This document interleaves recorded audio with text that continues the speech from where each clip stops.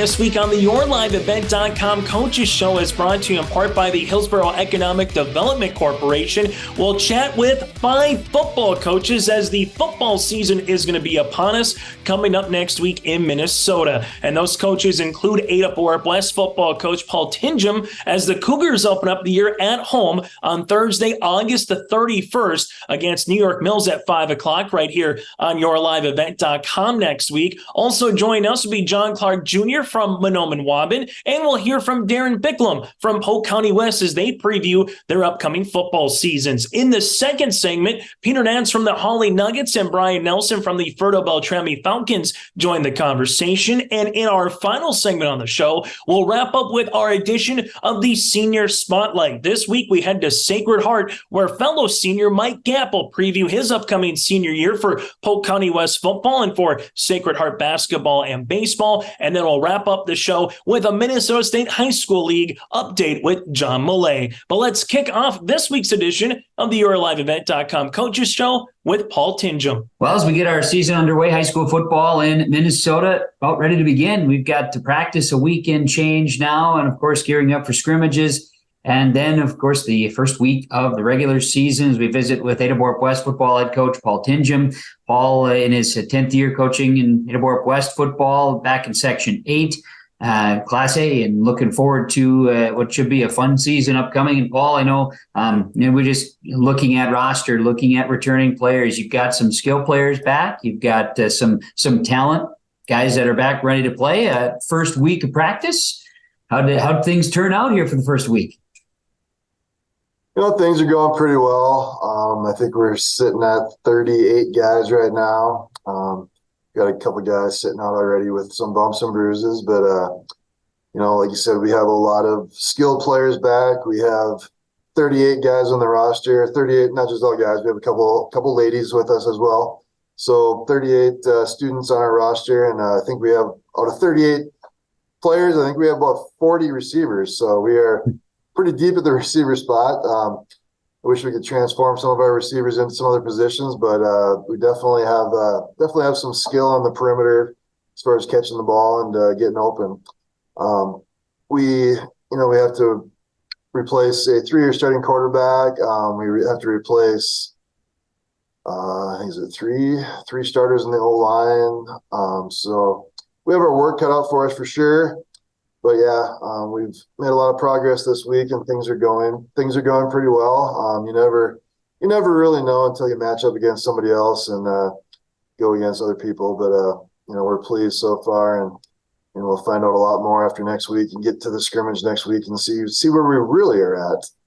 Exactly. And every year you're gonna have someone missing. You're gonna have to replace somebody, and you talk about some of the guys and holes to fill, and people want to ask who's going to be the quarterback. You've got some players that can play that position and will be interesting, and you may not have the same guy every week. Yeah, we're definitely going to miss Aiden at that spot, 3-year starter, and I think he threw for 2,200 yards and 27 touchdowns last year, so that's hard to replace. But we definitely have a couple of capable candidates right now battling it out. One's a senior, one's a junior. So we have Wyatt Larson, who's a senior, and we have Austin McCraven, who's a junior. Both are very capable. One's right-handed, one's left-handed. Both intelligent kids. So, they're right now rotating, and we'll see where it takes us. And, the biggest thing is, I guess, the scrimmage is going to tell a lot next week. So they're going to both get an equal chance at the scrimmage and see where it's at. And if it's not decided at that point, maybe they'll both be playing. I don't know. Right now, we're just taking it day by day, and they're both doing a good job and playing well. And they're both kids. Like I said, they're intelligent kids. So they understand what we're trying to do, and it'll work itself out. It has to. Last couple of years, Cougar boys have been very physical, fly around, not afraid to hit. I've got to think that with a good chunk of players returning again too, you're gonna look and lean on that physical aspect of the game again. Yeah, defensively, we have a lot of athletes. We have a lot of guys that can run and play football and cover space in a quick period of time. Defensively, we're definitely going to miss some guys. Trent on defense last year was a monster for us. We're going to definitely miss him on defense. It's the biggest spot we probably have to replace. But we had, like I said, we have a lot of athletic guys, a lot of fast guys. We're gonna have really good team speed. So we may be not the biggest up front, but we're definitely going to try to make up for that with our speed and athleticism and our team aggressiveness and our team speed. For sure. We got a lot of defensively right now. There's a lot of guys rotating in a lot of spots. We got a lot of things to figure out. Some guys are going to be moved around maybe from different positions than they were last year. And, but we're, definitely building some depth on defense. We got a lot of guys that can play on defense, I think. So it'll be interesting to see how it shakes out and how many guys we are playing in defense and, who ends up at what positions, because it's kind of a puzzle right now, but we got guys that can play. We just got to get them in the right spots. You guys hosting a scrimmage this year? Is that right? No, I think it said that on one of the schedules, but I think that was a typo. We are going up to East Grand Forks and scrimmage at East Grand Forks and Polk County West. Good thing, and that's been in the last few years. You've had a chance to match up with those guys in a scrimmage setup. Yeah. It's good. I think this will be the third or fourth year we've done that, so it's kind of nice. East Grand Forks, a little bit bigger school, so we kind of see a little bit some bigger kids up front. Polk County West, obviously we play them every year. We're kind of rivals, but we don't play them until I want to say week 5. So, it's not a bad thing to scrimmage them and see what we both have and kind of see where we stand against somebody that we're going to play that's always a strong team and a strong competitor. So it's also nice to play them week 1 or week 2 after you scrimmage them. So it's been a good controlled scrimmage. We get a lot of things done, and with just 3 teams, and we can be physical, but also be smart about things. And, hey, you want to do this or you want to do that, and just to see where we're at. But it's a good scrimmage for us. The district, and then of course section, physical, familiar squads. Again, this schedule a little bit different though. You've got you open up against New York Mills, and then you're going to be at Bagley. You've got Mahnomen-Waubun at home mid-September. Head to Polk County West, like you say, week 5, and you've got Lake Park Ada-Borup-West on the road, or at home, I should say. It's be homecoming, and then Monaga, Red Lake County at Red Lake County, and then Red Lake to wrap up the season at home. Your schedule, there's a few new faces on there and a couple of road games. It's been a while. I don't know if they have actually gone to Red Lake County to play at their place. It seems like that one has always kind of been a play them at the Johnson Sports Cup, the way that Remick makes the schedule, Yeah, for some reason, we play them at home every time and sometimes twice in playoffs. Yeah. Mm-hmm. Be our first time heading up there to play, so that'll be a new field for me as a coach. Our JV's played up there, but our varsity has not played there in my going on 10 years here. So first game of the year against Mills, though. Mills is going to be a tough physical game.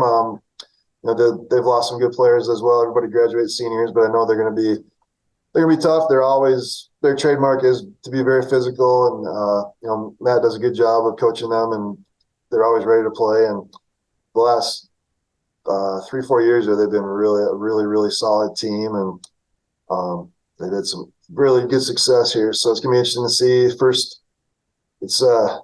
First game where you're gonna really see where you're at for both of us, I think. So both of us have a little tradition here the last few years and have done very well. So it's gonna be a tough matchup for both of us, and it'll be interesting. It'll be a chess match as the game goes on, I think, and be some big probably halftime adjustments in that game to see where we're at and maybe change some things. But it's always tough to play a really good team that first game because you just don't know what they're going to do, especially being a team we haven't played in the regular season here for a few years. We played them in the playoffs a couple years ago. Yeah, a few years ago. They were a little younger, so obviously they've grown up. I know they had some good young players at that time, and I know they have some studs, so it's going to be a tough game. Good challenge, exciting schedule. Looking forward to the season unfolding. You look at you talk about athleticism. Would you say that maybe is one of the team's strengths this year as far as for the Cougar football team? Yeah, I would say so. I'd say, we're definitely not going to blow anybody away with our team size, but we definitely have some, team speed, I think. We have definitely some experienced players as well at some of those spots. So, we've got some kids that have been playing 3 or 4 years at the receiver spot, then on defense. We gotta put together offensive line, and we gotta, get our quarterback position figured out, what we're doing there. And, If we can do those two things, I think we'll be okay, because I think defensively we'll be fine with our speed and athleticism. That'll make a lot of plays for us. Special teams, it's always nice to have speed. You have guys that go cover and guys who return with speed and blocking for those guys, and that's a good thing. It's just a matter of, I think we got to figure out who our old line is and what the quarterback position brings for us this year. Well, Coach, you look at the staff. Who do you have with you for Cougar football again this year? Pretty consistent. So myself, obviously, a head coach still and running the offense. Coach McCraven is, running the defense. Does a nice job there with that and putting kids in spots to be successful. And special teams, we have Mr. Wallin running special teams again and working with receivers and D-backs as well. And Coach Jorgensen works with both lines and helps out with special teams and just helps out with, wherever he sees something and puts input in to help us be successful. We have the same coaches. Unfortunately, we've had Rodney as an assistant volunteer for years and years and years. With owning his business, his schedule this year is not going to allow him to help out as much. So we're going to miss Rodney a little bit. He's been there for way longer than I have. So he's gone through a lot of head coaches, but unfortunately, doesn't sound like he's going to be able to help out much this year. And then we had Jared Brainerd help us out last year, and he's graduated now and took a job. So we're not going to have him on the sidelines either, the way it sounds. So it's just back to the basic four coaches. So okay. I guess our bus will be a little more empty, but we're gonna definitely miss those guys because they gave us a lot of help and a lot of insight and a lot of ideas and knowledge. So definitely gonna miss those two this year. Yeah, well, it should be fun regardless. Watch the team grow. Like you say, there's a lot of possibility out there. Everybody's got to put it together. Everybody's in the same boat, right? 0-0. So the scrimmage will set the tone a little bit, I would think. Yeah, definitely. Scrimmage, you want to. Some things what you have, some things you don't know what you have. And in a small school, you're always filling holes, and it's tough to have a lot of depth in a small school. So we definitely looking for guys to step up at that scrimmage to prove to us as coaches and prove to their teammates and themselves if they're ready to play or not at the varsity level. So it gives those younger guys that maybe didn't play varsity last year that opportunity to step up before the first game. And it helps coaches, decide who's winning some battles, because there's definitely going to be some battles at different positions. Maybe we'll be too deep at some positions. Maybe we won't. Maybe we got to move somebody to a different spot because we need to. The scrimmage tells a lot for sure. And, you hope to have all your questions answered after the scrimmage. Sometimes you do, sometimes you don't. But that's the goal. So go into that next week, and first game is on Thursday too. So it's a short week.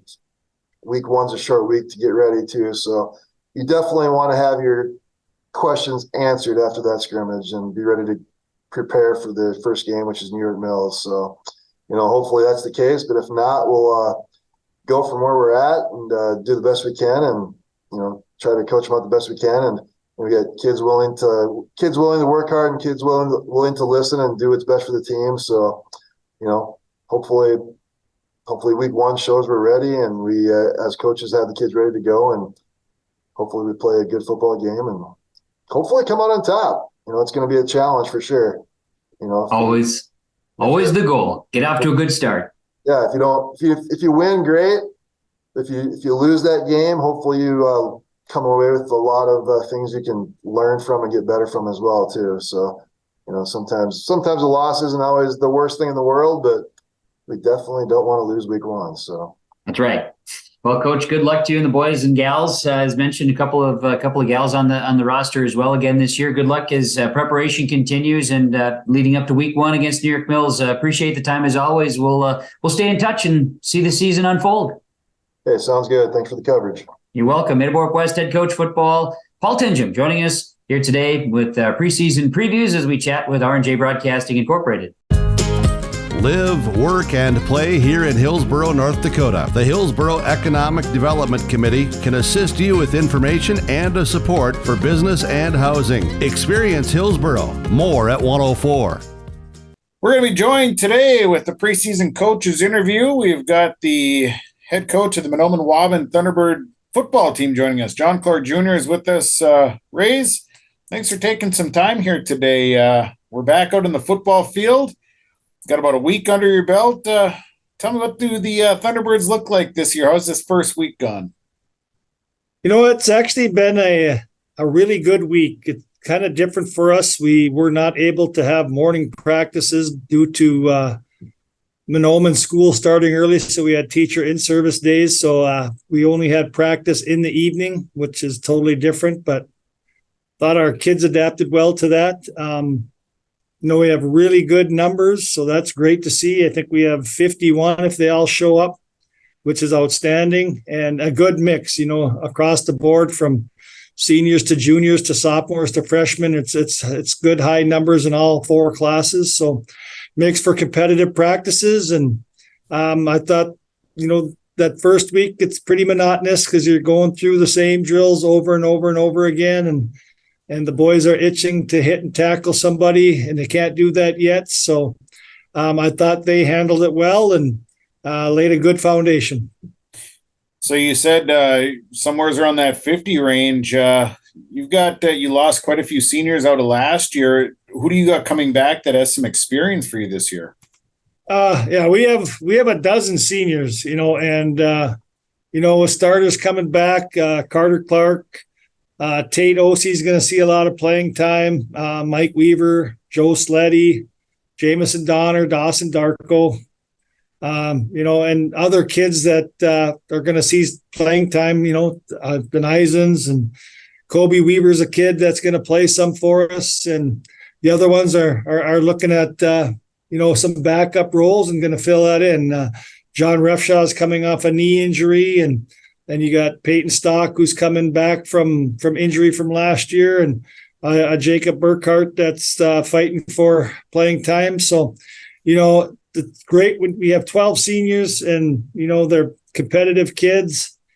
And if they're not starting, they're right in there for those backup roles. And in small town football like we're in, you definitely need depth and you need those backups. So very blessed to have 12 quality seniors.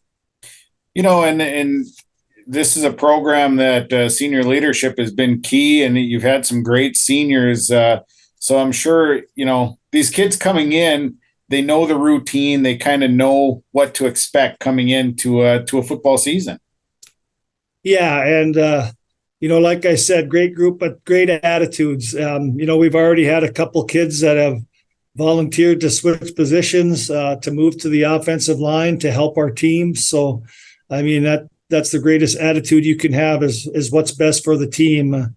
One thing about these kids we worry about is they're almost too nice. They're just nice kids. And hopefully they have a little meanness in them when we get to games. And I think we'll see that. But it's sure enjoyable being around them. And like you said, leaders. And these kids, they will lead by example. We kind of we settled on 4 captains right now. And it's Carter Clark and Jamison Donner, the other ones here now, Joe Sleddy and Tate Osie, and those kids, just great kids on and off the football field. So hopefully the rest of our team reflects those kids and their leadership and what they're about. So tell me, have you found that this team, what strengths are you seeing here in this first week? What do you feel are the strengths of this football team right now? I think we're going to have some versatility, especially with our skilled people. We have a number of very good running backs, and it's going to be interesting to see how that hierarchy plays out. We got kids that look really good in practice, and obviously games are different, but we have 5 or 6 right now that I think deserve the football. So it's going to be up to us coaches to figure out how do we get kids the ball, and I think that's going to help us. We're going to be able to rest some kids on offense, and our backs are going to be fresh, so that should really help. So we got some versatility in the backfield, and We're not necessarily a fast team, but I think we have some quick athletic kids. So we're going to kind of rely on that. And I think that will help us with some flexibility on defense as well. So, kind of relying on smaller, quicker kids that have some athletic ability should make for a flexible team and a team. It might take us a while to find the right positions for all of them, but once we do figure that out, I think we'll be pretty tough. You'll be putting a new quarterback under center this year too. Yeah, and obviously losing a player of Dennis Ashley's caliber who made a lot out of nothing a lot of times for us. Blake McMullen right now is penciled in as a starter. That's one concern we have is our depth at quarterback, because pretty much everybody is new. So we're trying to break in some new quarterbacks, and with our system, our quarterback is very important in calling plays and also running the ball a lot. So he's counted on a lot. So a lot of coaching to do there, and maybe some growing pains early, but we have confidence in Blake, and we got some young kids coming up that have a lot of athletic ability. So try to get them up to speed.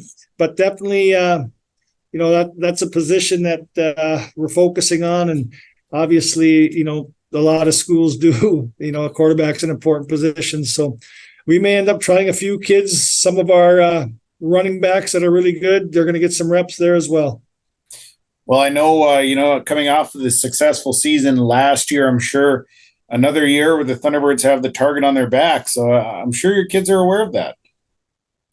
They are. And I think, I've been asked that, and I think that's a great problem to have, to be honest.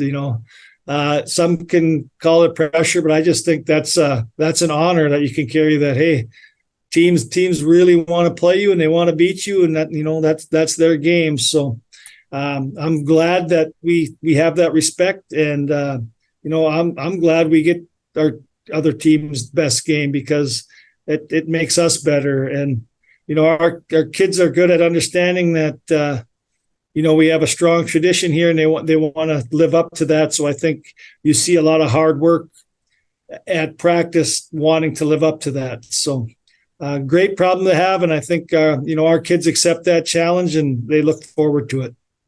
Looking at your schedule this year, kind of a different schedule, some new teams on the schedule with a Benson, a team that, you don't see. You added Bagley and Red Lake back in. So kind of a different schedule this year for you guys. Yeah, a few new teams that we haven't played. I don't know that we've ever played Benson. We haven't since I've been the coach. So that's something new, and that'll be different to start. It's a Thursday night, and the Mahnomen kids will already be in school. So we'll be taking off early. It's a 6:00 start. So a little different, long bus drive down there, 3 hours to a team we haven't played, and a team that has a new coaching staff. So a lot of unknowns going into that game. Have to try to figure out, what their offense and defensive schemes are.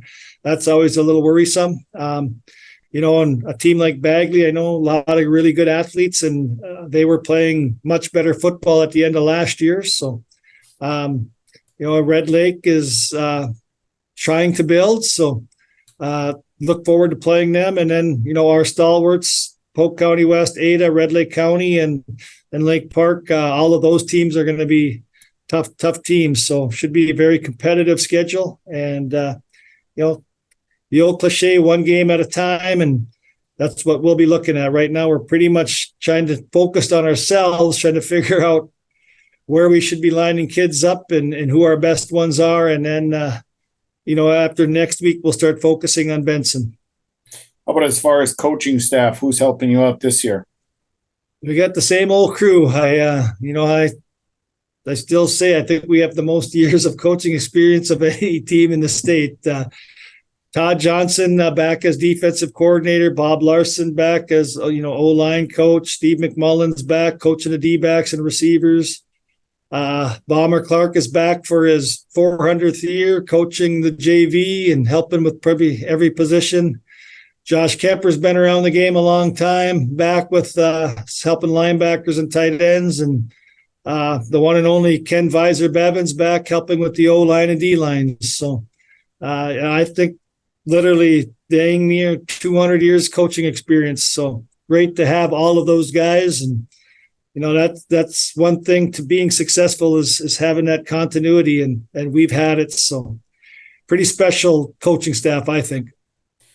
Well, I'm sure at this point it's just exciting to be back on the football field and getting ready for another season of Thunderbird football.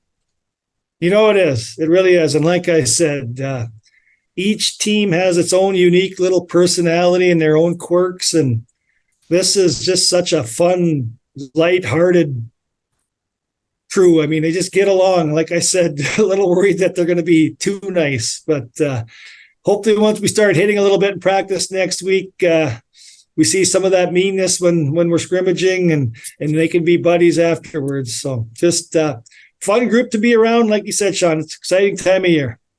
Well, Rays, we got them all on the air this year between video and radio again. We'll look forward to seeing the Thunderbirds back in action.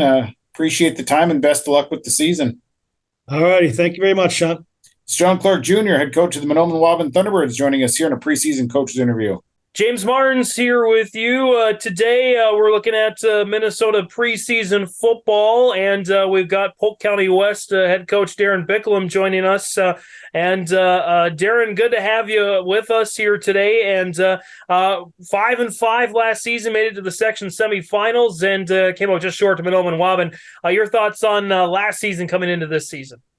I thought we had, we were 4-1 right away, and we had a quick start, and then we had some key guys go down for the year, and kind of told the story of the rest of the year, but still battled to get to this, the semis, and so overall a good year, not a great year, but it could have been, they could have tanked it, threw that in and been done with it, but they battled, and we're proud of what they did, but you always want more. Darrin, let's talk about what's coming back, who's coming back this season, maybe some players our listeners and viewers should know about this year. We got a pretty young squad coming back, but we got Mike Gapp, who led the conference in rushing last year, and a couple of another senior, Sullivan, who started at center for us and played some D-line for us. But other than that, we got a lot of newbies. So it's a lot of young guys, and a lot of baby steps is going to be here early. But for the most part, those are the two older guys that, had a lot of time for us. But the other guys got a lot of playing time. So we're happy that that happened as far as getting our feet wet, and, hopefully good things will happen. Yeah, take me through some positions that maybe there were some battles for, and some of the young up-and-comers that may see some action this season. Well, I think we're sitting with about 24 kids, so there's not a lot of battles for positions sometimes. But I know Will Zavril, who he played a little quarterback for us last year, junior. He's looking pretty good, and we got a new couple first-year guys that came out that are going to do okay for us. Ethan Evans played a lot for us. He's actually going to be a senior too. So Jacob Satterland, he was a sophomore last year, and he definitely did a lot of good things for us up front.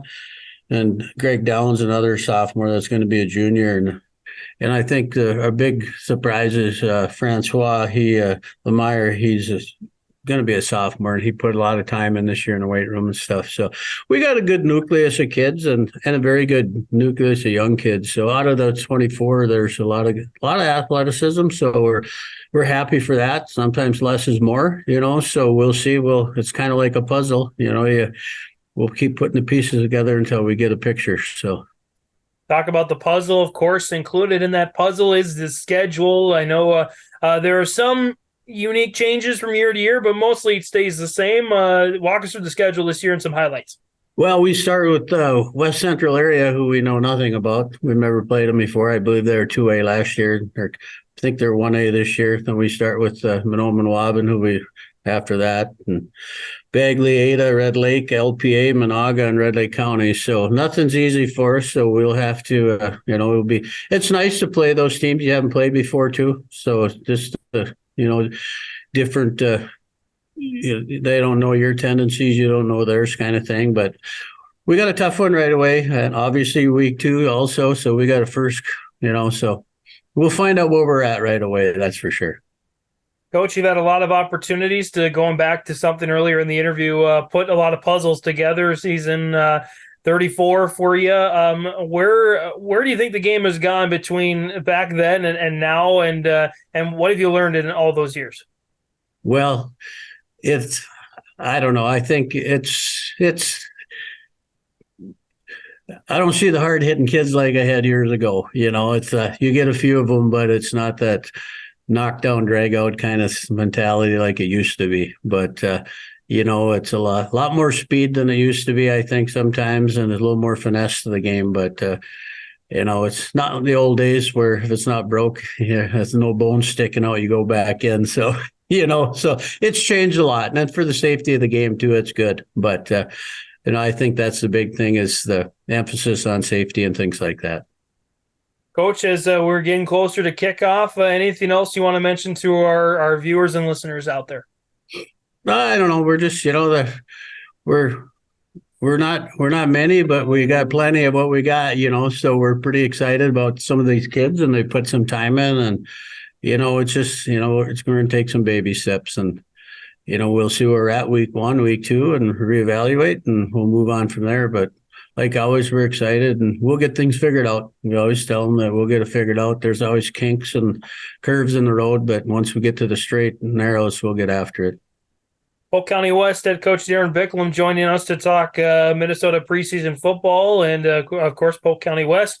You can hear and watch some of their games on your live event in R&J Broadcasting. Coach, thanks for the time. Good luck this year. All right, thank you. Hey growers, when working on your water management solutions, call Chad's Excavating out of Mayville. They are your water management contractor, helping you with tile drainage plans, service drainage plans, or both.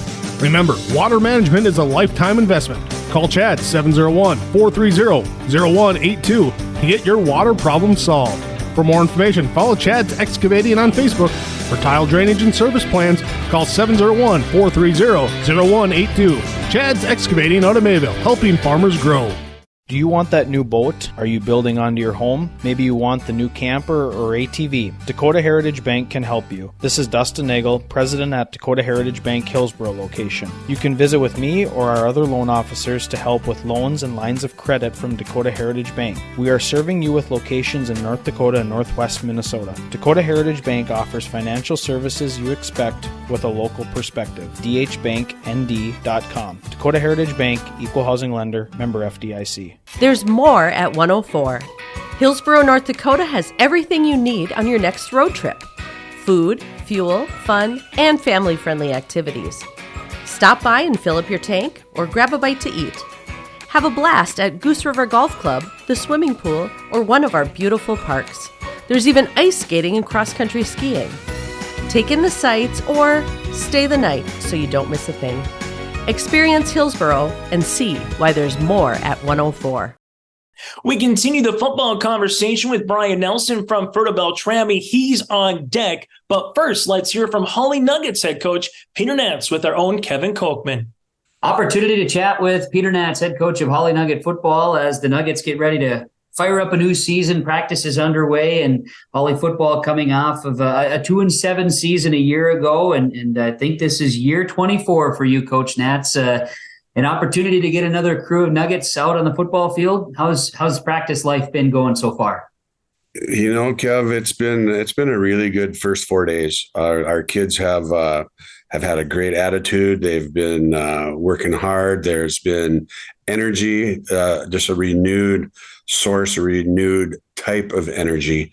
There's a lot of back and forth between the kids and the coaches in both directions, and with the kids with each other. And it's just a ton of positive energy.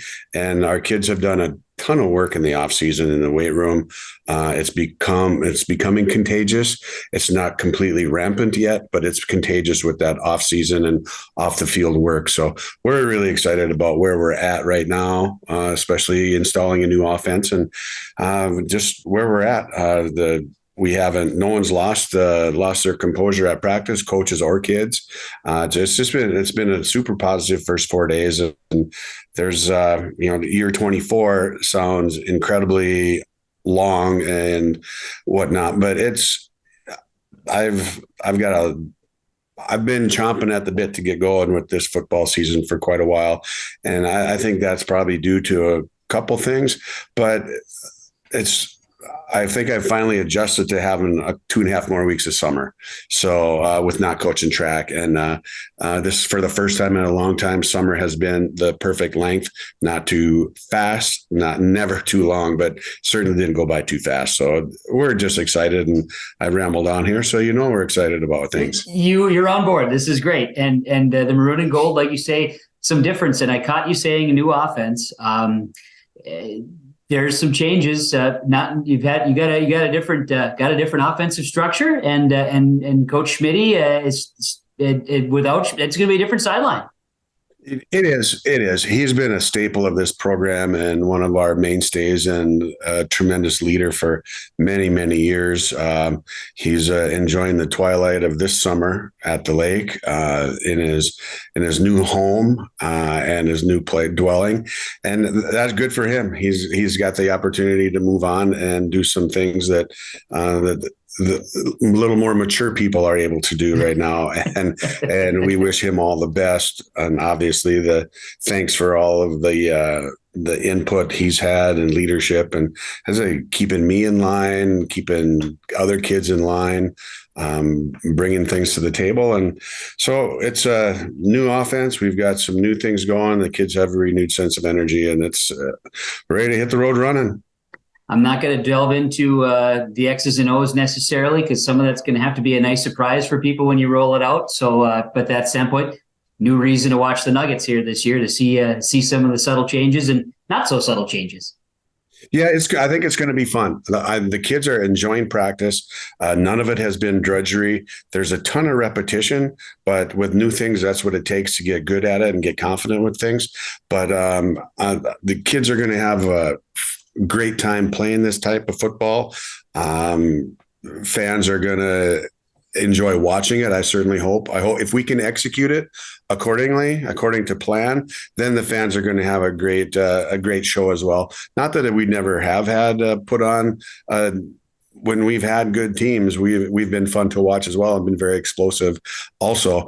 But right now we've got several running backs, several wide receivers, some good tight ends, and we just have so many more weapons. And we also have 3 quarterbacks that can play right now and can play at a pretty similar level. So that's if you're not going to take advantage of the weapons you have and the athletes you have, that's just poor coaching. And I think we're doing a really good job of getting these kids in the right place at the right time. And now it's just up for those repetitions and get comfortable and confident with it. Absolutely. So you've got a mixture of returners back again this year, some experience, and you've got some guys with not a lot of experience. So you're going to get to see that all come together. Yeah, we do. We've got 10, right around 10 seniors, and I think right 12, 13 juniors, and they're all going to get playing time. And all substantial playing time. And with all the action we have and the receivers and the things that we're going to ask our people to do, we're going to have to be able to rotate kids. And right now we've got 8 offensive linemen, tackle to tackle, that can get the job done, and they can be interchangeable. We've got 3 kids that can play center for us. So that's something that needs to really be consistent with our new system, and that center play has got to be very consistent. And so the rest of the timing works out well for everybody else. So there's a couple sophomores that are going to make a difference. They're going to get some playing time.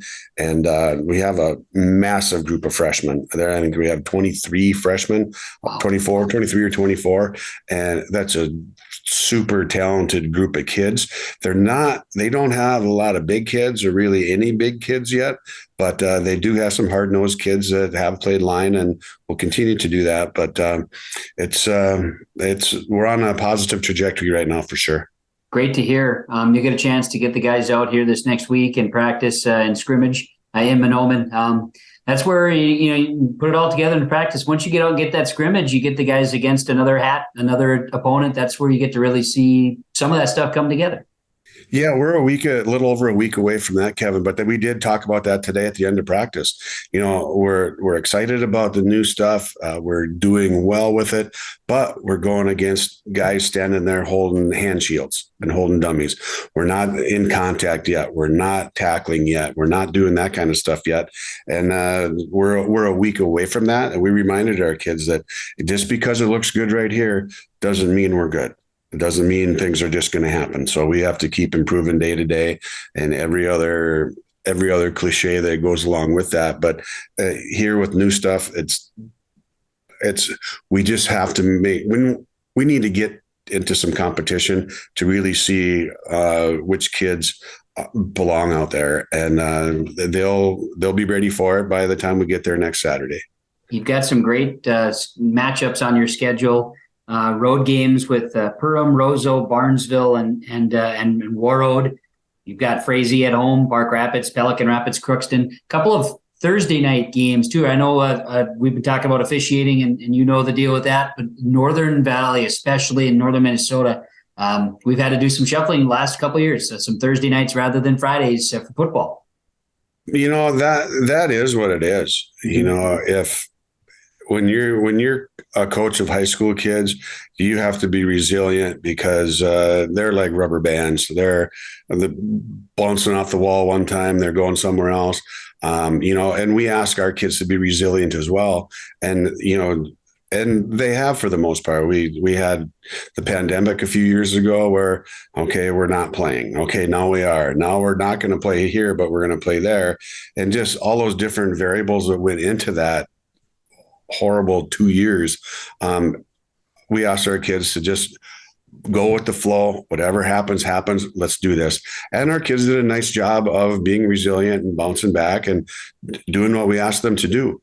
Our success wasn't as high as we would have liked. It never is. But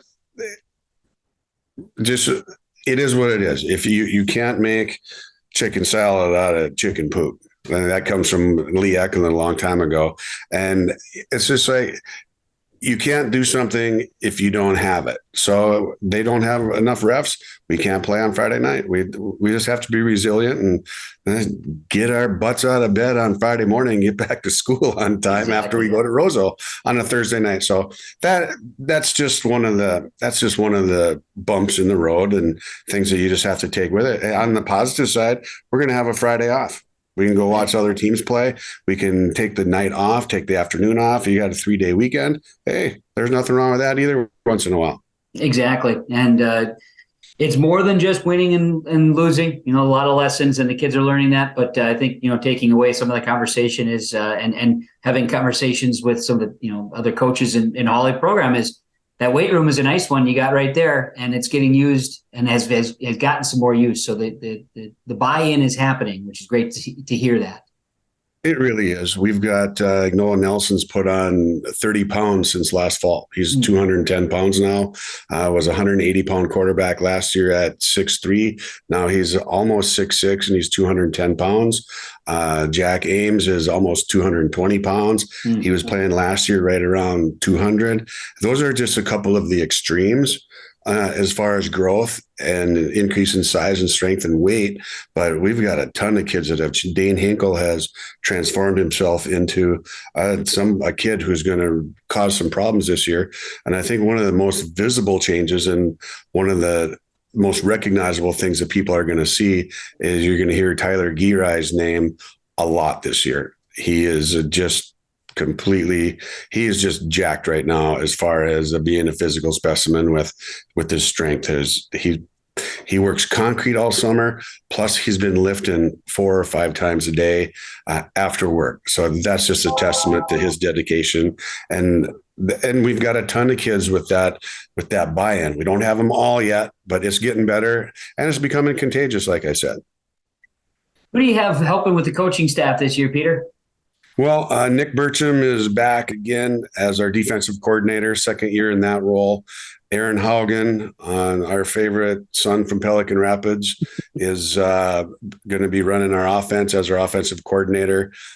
Just both of those two guys are extremely even-keeled. They don't get too riled up. Aaron certainly isn't going to get bothered or riled up with anything. Birch gets a little fired up, but that's fire and then not getting riled up. But he can be really fiery. Zion Smith is, I think he's in his fourth year here, and just his first year on our staff as a paid assistant. Young man out of Concordia, played linebacker there, and he's a very stabilizing force out there as well. He's coaching our linebackers and helping me with the offensive line. And then he's also going to be our freshman head coach. And the other guy from the old guard, Tim Peterson, he and I have been together for 24 years. And we're the last of the original 5 from when I took over. And we've made a couple references to that. And he just had an anniversary yesterday, and it's 20 years. And his wife said, "Hey, make sure you tell the other coaches, remind them of how hot it was at our wedding, blah, blah, blah, on that Saturday." And he's like, "Honey, there's only me and Peder left. It's just the 2 of us." So we're holding out, and we're still loving it. We're jacked about this. I also have Travis Haugen is another young man from Pelican Rapids. Aaron's younger brother is a teacher here as well. He's in a volunteer status, and David Ames volunteering as well on the varsity level. Junior high, we have Drew Thompson and Avery Thompson, a couple cousins. They're both alumni from here. Drew played football here. Avery played at Fargo North. And Avery transferred out here and graduated from here. And then a couple of veterans, Ben Lofgren, very well, from our girls basketball program, and Peter Wooleen, math teacher as well, and a fantastic young man from Greenbush, Minnesota. Yeah, great stuff. Yeah, good to have everybody in this organization. Should be a lot of fun to see the season kick off against Class 3A Perham. You get the Yellow Jackets to kick off the season September 1st.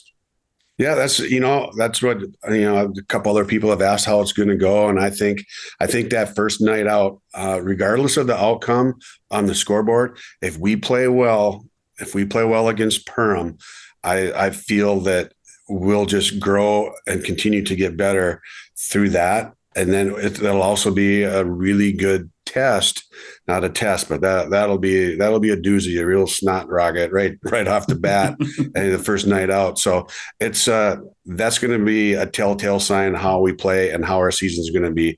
If we play well at the end of the season, if we play well against Perham at the end of the season, Kevin, I think it's going to have to be a really darn good football team that's going to beat us. Head coach of the Hawley Nugget football team, Peder Naatz, joining us as we chat to kick off the season. Coach, appreciate the time as always. Looking forward. I think I've known you for 18, 19, almost 24. 20, for sure 20. I played against you. It's been a while, man. I was on the teams against you, and then we were chatting. It wasn't long after that. So I'm grateful to have you in my corner, too. Looking forward to season with the Nugget football team. Right on, man. Appreciate it, Kev. As you get a chance to catch up with the head coach, Hawley Nugget football, Peder Naatz, with R&J Broadcasting Incorporated and YourLiveEvent.com.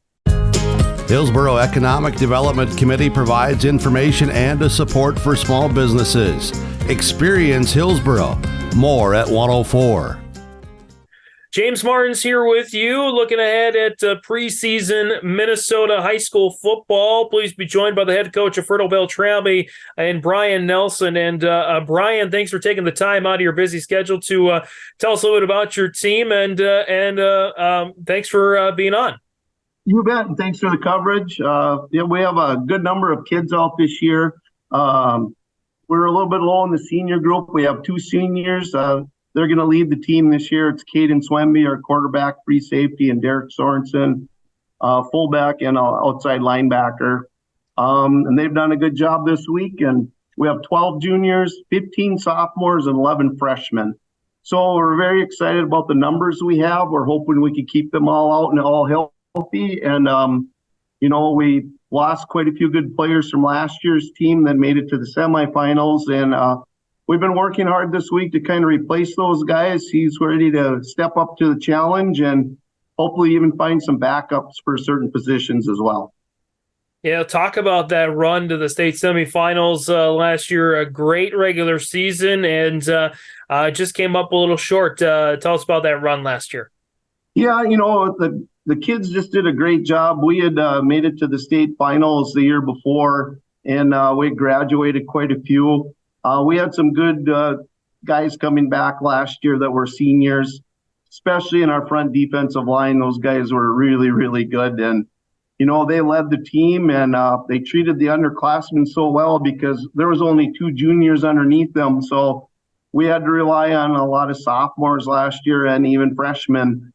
And they did a great job. They led us and got to that semifinal game. And, it was an 8-point game till about 10 minutes left in the game. And there was a big turning point, kind of fumble where we got a penalty, and it kind of got away from us after then. So, but a great season. We do have some of those guys back, and hopefully they're ready to lead the team and, get through a very tough schedule this year and get into the section. And I'm sure the section will be a really balanced this year.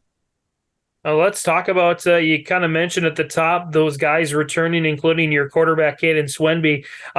Look at his development from junior year last year to upcoming senior year. What have you noticed? He's kind of taken that role as a leader now.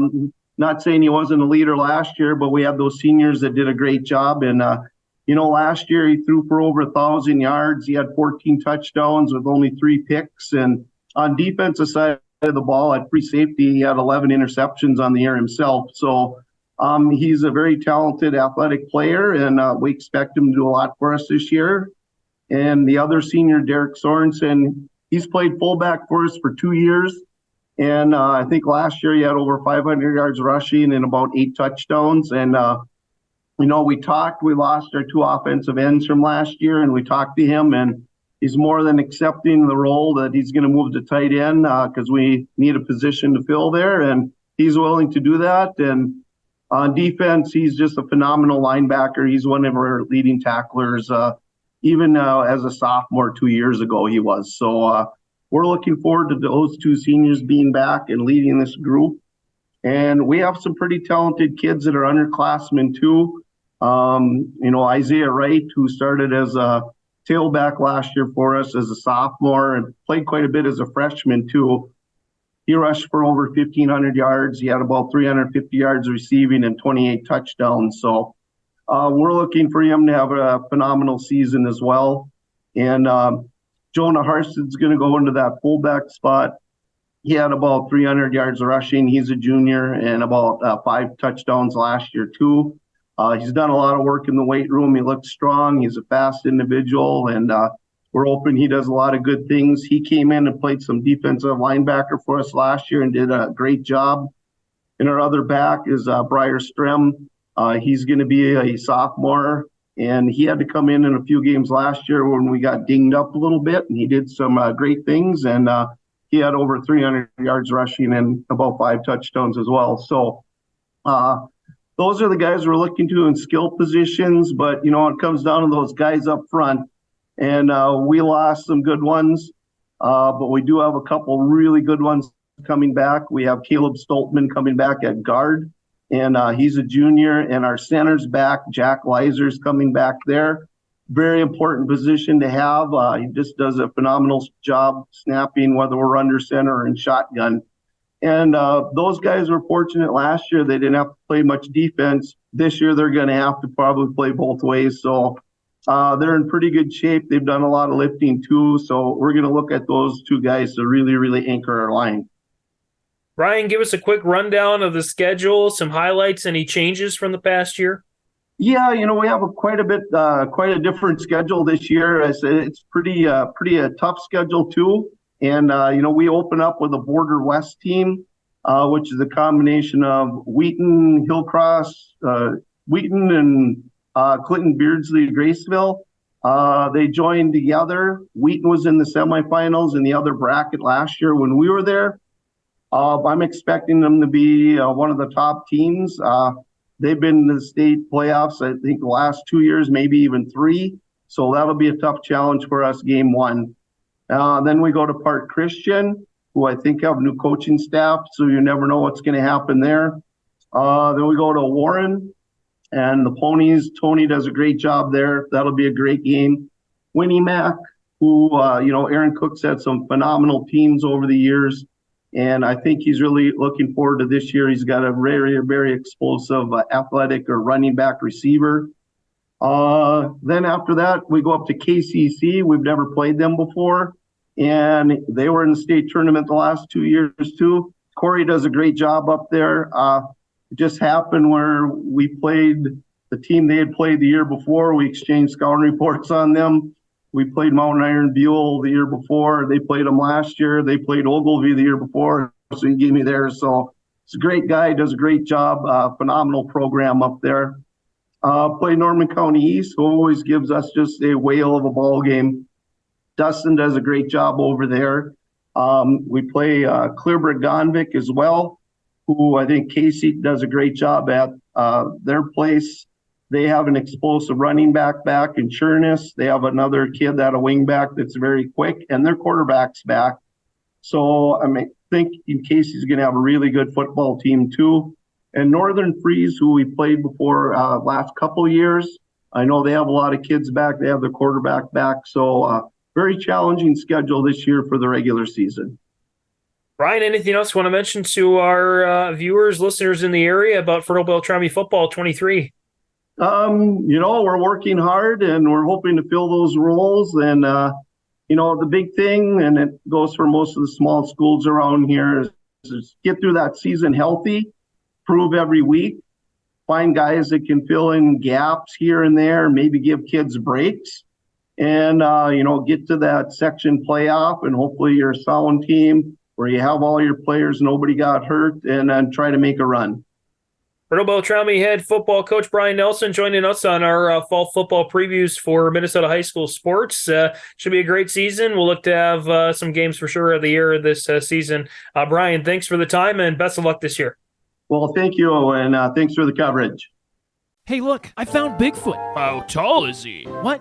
No, not that Bigfoot. The Bigfoot Trail. The Bigfoot Trail? Yeah, it's the Trail County Parks and Walking Challenge. All you have to do is visit at least 10 of 12 parks listed on the clue sheet, answer questions about each park, and return the completed sheet to the Trail District Health Unit by September 30th. Do I get anything if I complete the challenge? Yes, you get a free t-shirt and other participation prizes. Get your sheet on the Trail District Health Unit website and get your feet moving on the Bigfoot Trail.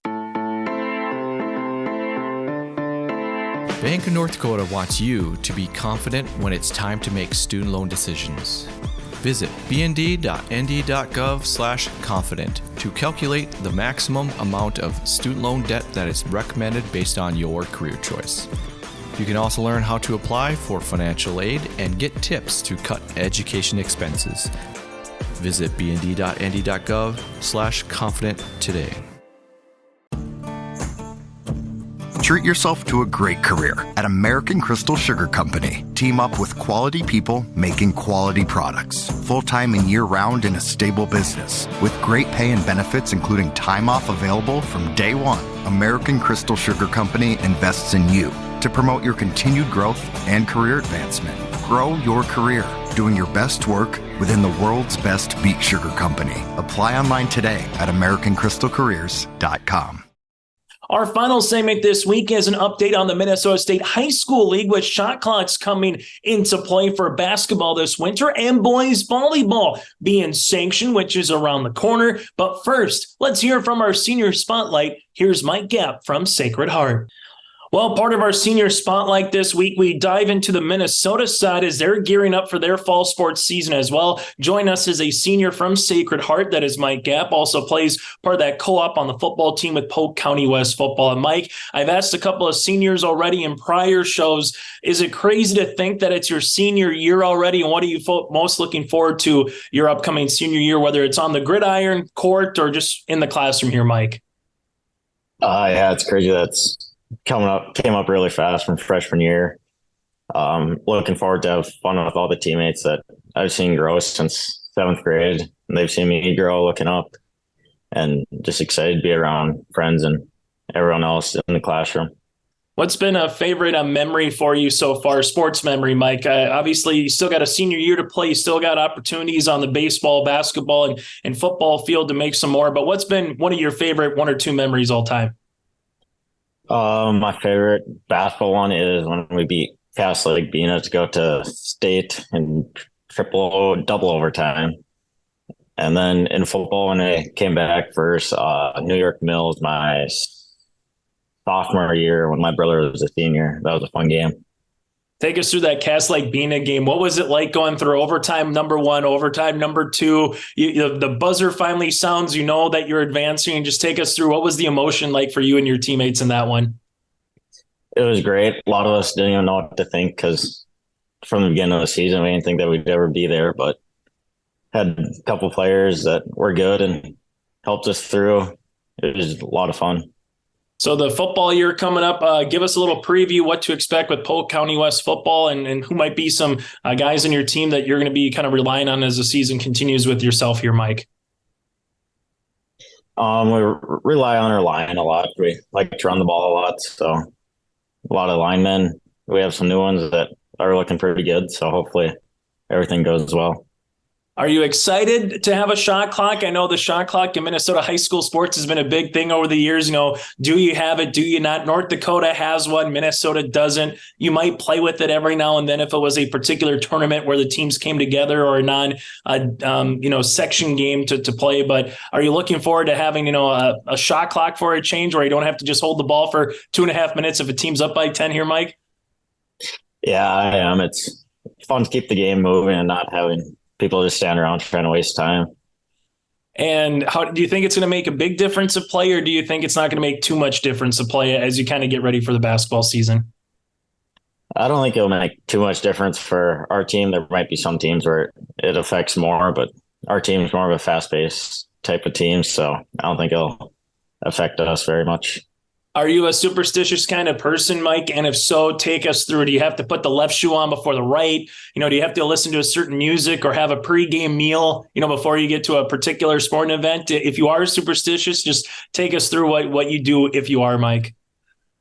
I'm really not. I'm not really.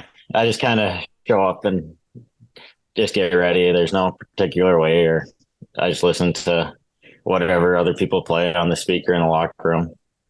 I always like to ask those that have been through, a couple years of high school sports, varsity sports here too, Mike.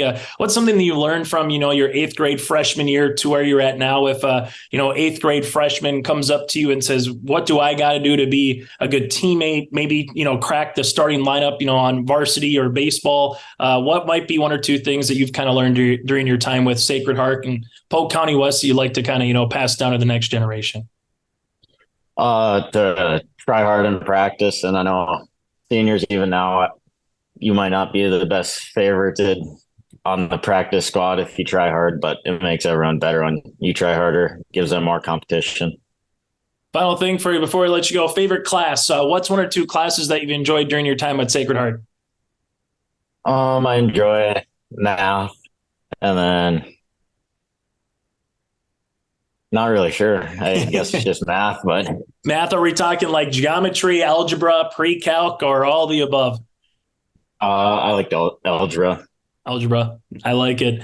Mike, thanks so much for your time. Hopefully that X squared plus Y squared helps you on the gridiron this year and on the basketball court. And best of luck moving forward to you once you find out your next step in life, once you get through graduation coming up here with Sacred Heart.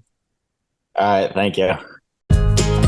Live, work, and play here in Hillsboro, North Dakota. The Hillsboro Economic Development Committee can assist you with information and support for business and housing. Experience Hillsboro. More at 104.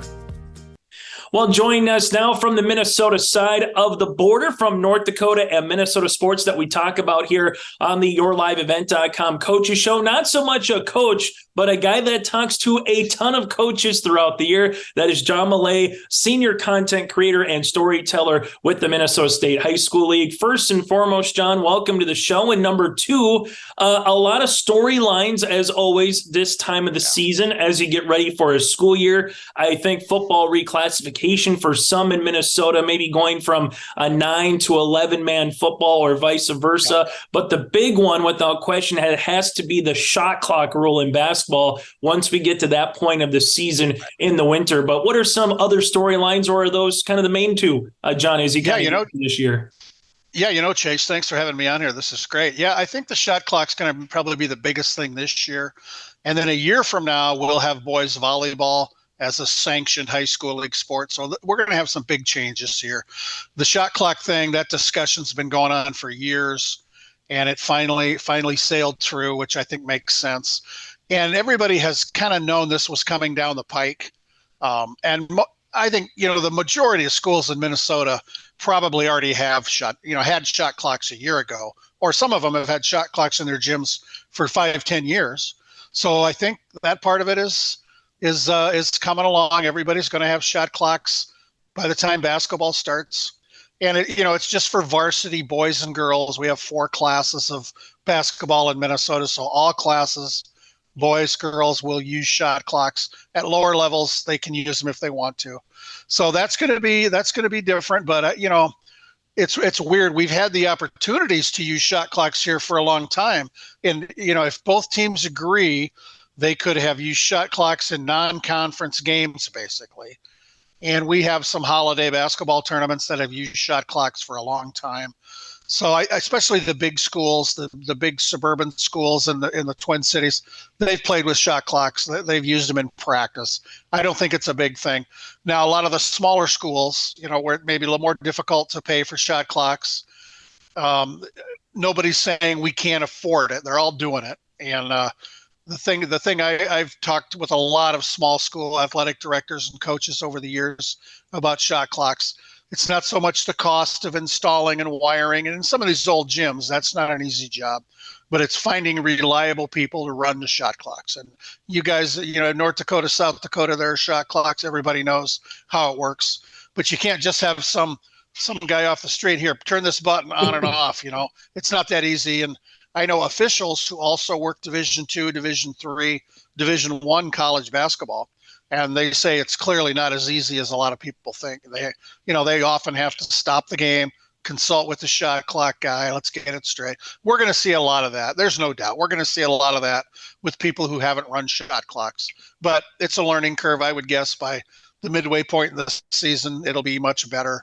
And I'm sure a year from now, nobody will even think about shot clocks. It's going to be part of the game, and everybody will be fine. Nobody's going to keel over because we have shot clocks. Some people don't like shot clocks. Some people love shot clocks. I don't have an opinion one way or the other. I think it's good for basketball, and it'll be exciting to see. It'll be a good change, I think, here in Minnesota. Yeah, and there are some programs that don't need a shot clock with the style that they like to play anyway. They want to get the shot up in 10 to 15 seconds. You mentioned volleyball, John, too, on the boys' side. Let's just kind of go over that, because there's certain sports in the upper Midwest, it's kind of been like grass fire a little bit. I know with softball has kind of been one of those sports that's really grown in popularity. Some now on the high school side, depending on what state you're on, trap shooting has definitely been one of those sports that has really grown. But for boys volleyball, when's it going to be? What time of the year? And what's just the kind of first couple of years? What's some of the expectations in terms of how many teams and from different parts of the state that we might see boys volleyball coming up, John? Yeah, a lot of the high schools that have boys volleyball as a club sport, they've had it for several years. And it's going to be the big schools, at least from the get-go. It's small schools don't have enough kids for boys volleyball. They've all said that, but they don't want to stop big schools who have kids who want to play. And in the Twin Cities, some of the inner city schools in Minneapolis and St. Paul, they have a lot of minority populations, especially people with a Hmong background. That's their national sport. These kids have played volleyball their whole lives. And a lot of these volleyball players maybe are not involved in any other sports. So it's going to be a great opportunity. The question right now is we don't know when that season will be yet. There's a committee looking at that, talking to coaches, talking to officials, wondering about, facilities. It'll be in the fall or the spring. It might be in the fall with girls volleyball. And people who think that's the way to go have argued we don't split boys and girls basketball. We don't split baseball and softball. We don't split track and field. Shouldn't boys volleyball be the same season as the girls? And then people who want that in the spring say, well, with officials, that could be difficult. I don't know. I'm not on that committee. I don't know the inside. So we're waiting to hear whether it'll be in the fall a year from now or a year from this spring. And but like I said, it'll be big schools. They're the ones who have it largely in the metro, and then your Moorhead, your Duluth East, Marshall, St. Cloud schools, Rochester. It might not go much beyond that. That's where it is right now. It's the big schools who have enough of a student population and boys who want to play volleyball. And that's another thing. There's a lot of unknowns there. We haven't had boys volleyball here. Other than as a club sport, we do have what we call clay target shooting, trap shooting. We have that here. It's a co-ed sport. It's great.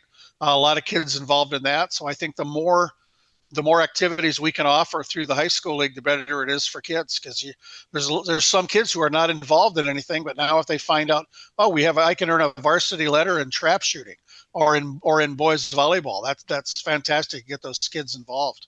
It's kind of like lacrosse a little bit, how that's kind of grown. And when we're seeing how they make changes or want to modify to it, more than likely that'll be on the boys volleyball side in coming years. John, with that being said here, you've been out and about. You get to this time of the season, volleyball, fall sports, football, not too far away. What are some of the storylines that you're looking forward to and some of the places that you've been here in the last week and a half getting out and about in the state of Minnesota?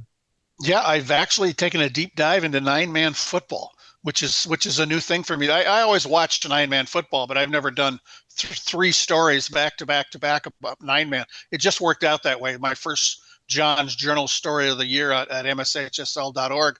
I went down to the Iowa border, Alden, Conger, Glenville, Emmons, small school, had a 5-4 record a year ago, coming off an 0-9, great turnaround. And this year they're moving from Class 1A 11-man football down to 9-man, and they're excited about that. They could have a great year. I went down, visited the team, wrote about them. A young coach who's an alum of Alden Conger. I love those small town stories. I'm a small town guy. And then, but even before that, I wrote about Verndale coach Mike Malin, who's the winningest football coach in Minnesota history. 9-man powerhouse there. I think this is his 55th season. He was right out of college, 1969. He became a head coach the year man walked on the moon. That's how long Mike Malin at Verndale has been doing this. He's 75 years old, a wonderful guy.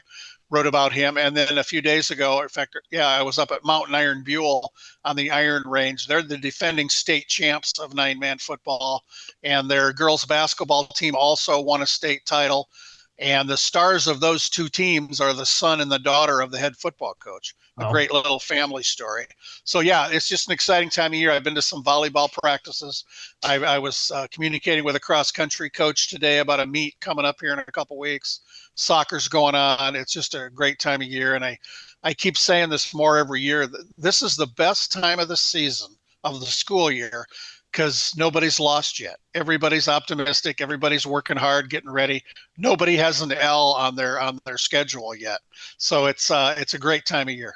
John, if someone's new to the state of Minnesota, new maybe to in our neck of the woods, the Red River Valley, they might have family, on the Minnesota side. Maybe they go to school on the North Dakota side, what have you. Just take us through John's Journal. How did it kind of become what it is today? And then just what is John's Journal kind of all about for someone that maybe, again, is new to the area? Yeah, I'm an old school newspaper sports writer. That's all I did until 14 years ago when the Minnesota State High School League hired me. I grew up in Iowa, worked at 3 newspapers there, spent some time in Phoenix at the paper there, 20 years at the Star Tribune in Minneapolis, covering everything from high school sports to professional sports. And then in 2010, this job with the high school league was created, and I thought it sounded like a great deal, and it's been absolutely a dream for all these years.